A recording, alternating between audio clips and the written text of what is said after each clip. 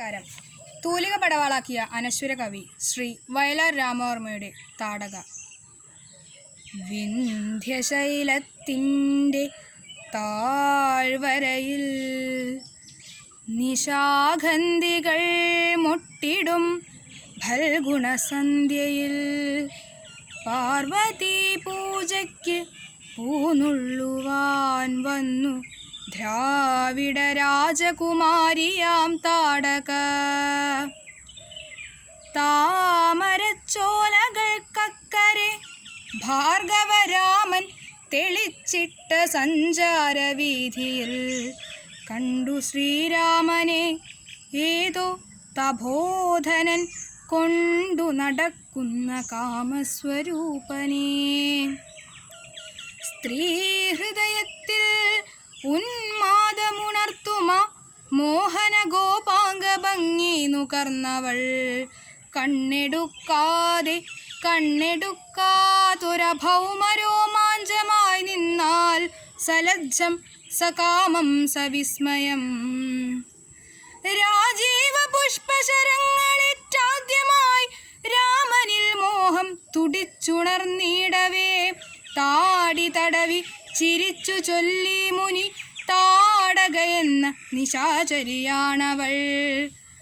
ആര്യഗോത്രത്തലവന്മാർ അനുചരന്മാരുമായി ദക്ഷിണ ഭാരത ഭൂമിയിൽ സംഘങ്ങളായി വന്നു സംസാര സംഹിതയാകെ തിരുത്തിക്കുറിച്ച നാൾ രാജാതിരാജ കിരീടങ്ങളെ മണ്ണിലിട്ട് ചവിട്ടിയുടച്ച നാൾ വിശ്വമാതൃത്വത്തെ വേദമഴുവിനാൽ വെട്ടി പുരോഹിത പാദത്തിൽ വെച്ച നാൾ ആദ്യമായി ആര്യവംശത്തിലെ രാജകുമാരിയെ താടകയെ കണ്ട് കോപാങ്കുരങ്ങളാൽ താടി വളർത്തും തപസ്വിതൻ കണ്ണുകൾ.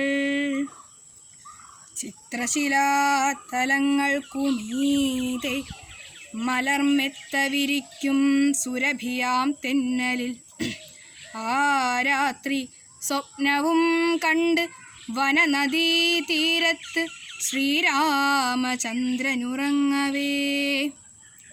കാട്ടിലൂടെ ഒച്ചയുണ്ടാക്കാതെ അനങ്ങാതെ ഓട്ടുവളകൾ കിലുങ്ങാതെ ഏകയായി ദാശരഥി തന്നരികത്ത് അനുരാഗദാഹ പരവശയായി വന്നു താടക. മുത്തുകിലുങ്ങും സ്വരവുമായി ചോദിച്ചു മുക്താനുരാഗ വിവശയായി താടക.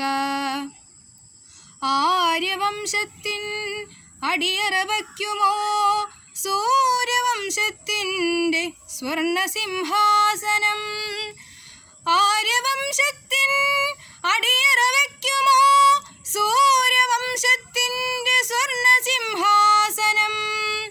യജ്ഞകുണ്ഠത്തിനരികിൽ വിശ്വാമിത്ര ഗർജനം കേട്ടു നടുങ്ങി വിന്ധ്യാടവി.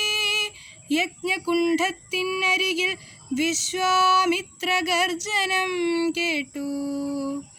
വില്ലുകുലയ്ക്കൂ ശരം തൊടുക്കൂ രാമ കൊല്ലൂ നിശാചരി താടകയാണവൾ. ആദ്യമായി രാമന്റെ മന്മഥാസ്ത്രം മാല ചാർത്തിയ രാജകുമാരി തൻ ഹൃത്തടം. ആദ്യമായി രാമന്റെ മന്മഥാസ്ത്രം മാല ചാർത്തിയ രാജകുമാരി തൻ ഹൃത്തടം മറ്റൊരസ്ത്രത്താൽ തകർന്നു പോയി സ്തബ്ധയായി പുത്രി വിയോഗവ്യഥയിൽ വിന്ധ്യാചലം. നന്ദി, നമസ്കാരം.